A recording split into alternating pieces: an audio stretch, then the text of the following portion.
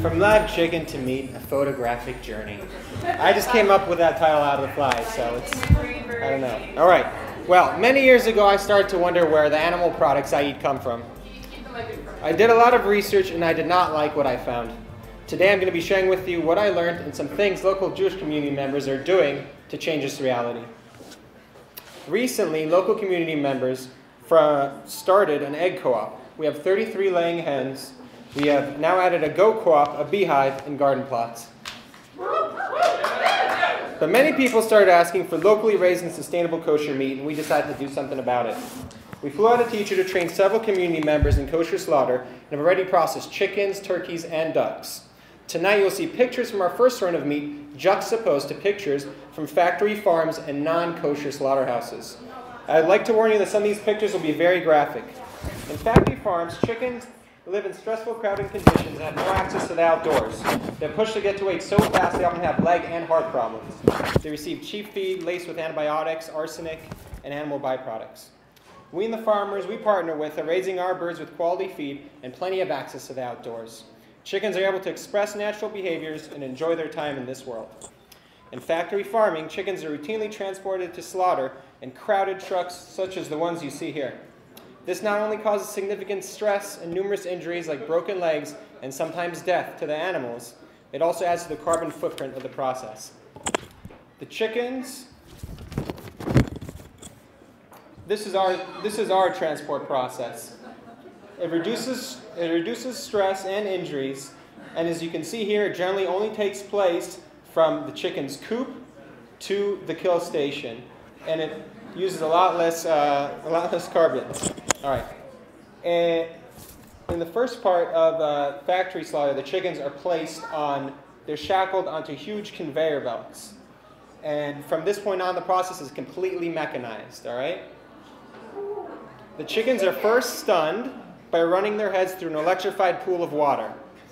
This stunning is said by some to only be 66% effective, and many chickens do remain conscious after they are severely electrocuted. The next step in the process is bleeding.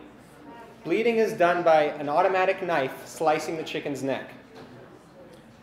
Some of the chickens are still conscious after the stunning, though, and they're moving around while heading towards this knife, and the knife ends up severely cutting them on their body or not cutting them at all. The next step in the process is scalding, using very hot water to loosen the chicken's feathers. Now remember, some of the chickens didn't get stunned, the knife didn't kill them, and they're still fully conscious heading into the water. Stunning, cutting, and then scalding is a very nasty way to kill an animal. Industrial farming and slaughter disconnects humans from the animals in every step of the process. This helps make their meat very cheap and inexpensive, but after seeing the true cost, can any of you say it's truly worth the price? At our co-op, we start by working our knives until they are perfectly sharp and smooth. We meticulously check the knife with our fingernails to make sure the blade is perfect with not even a little nick or any slight roughness. We hold our chickens by hand using a centuries-old technique that renders a bird extremely docile. We then make a quick and decisive cut which kills the bird with the utmost speed and precision possible. We say a blessing and are connected to our tradition, God, and the animal throughout the entire process. Once the animal is fully spent, we proceed with dry plucking. Dry plucking does not allow for scalding and is required in kosher processing. It takes a lot more effort, but the product is much better, has a better flavor, and lasts longer. Afterwards, we eviscerate the animal by hand.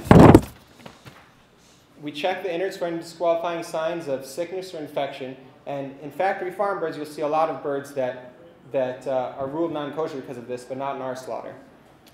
Finally, we soak the birds for 30 minutes in cool water and then salt them for a 1-hour period. The salting kills harmful bacteria and removes excess blood and impurities from the meat. As an added bonus, it also greatly improves flavor by acting as a natural brine. In factories or with us, the end product looks more or less the same, but everything that went into it is another matter, and that makes all the difference. There's a midrash which says that Moshe was chosen to be the shepherd of Israel because he was a good shepherd to the animals in his stead. There's no excuse for these atrocities taking place in factory farm, and as Jews and human beings, it is our duty to resurrect our values of proper animal stewardship that have been lost to the rise of industrial agriculture and factory farms. Feel free to contact me by email if you want to find out more or get involved. You can also keep track of the meat co-op through our website, coloradokoshermeat.com, which will be up in a few months, or my blog, thekosheromnivoresquest.com, which will also be up in a few months' time.